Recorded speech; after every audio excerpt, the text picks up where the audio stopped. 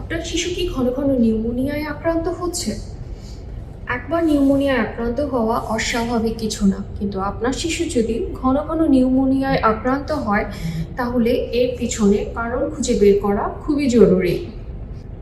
শিশুদের ঘন ঘন নিউমোনিয়ায় আক্রান্ত হওয়ার কারণগুলোর মধ্যে রয়েছে জন্মগত হৃদরোগ, দীর্ঘস্থায়ী শ্বাসনালীর কোনো সংক্রমণ যেমন যক্ষ্মা, শ্বাসনালীর কোনো ধরনের ত্রুটি, দীর্ঘস্থায়ী শ্বাসনালীর কোনো রোগ যেমন হাঁপানি, রোগ প্রতিরোধ ক্ষমতার ঘাটতি যেটিকে আমরা বলি ইমিউনোডেফিসিয়েন্সি।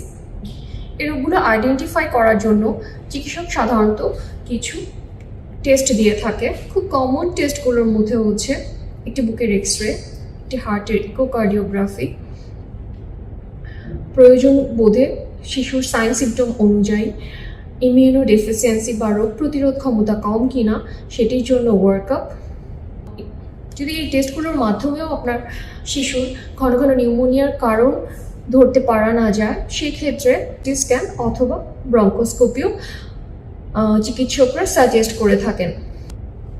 বারবার নিউমোনিয়া কোনো স্বাভাবিক ঘটনা নয়, বারবার অ্যান্টিবায়োটিক খাওয়ানো এটির কোনো সমাধান নয়। তাই চিকিৎসকরা এর পিছনে কারণ খুঁজে বের করার চেষ্টা করেন এবং সেই অনুযায়ী চিকিৎসা দেওয়া শুরু করেন। আপনার বাচ্চার ঘন ঘন নিউমোনিয়া হলে সেটি অবহেলা না করে দ্রুত একজন শিশু বিশেষজ্ঞের পরামর্শ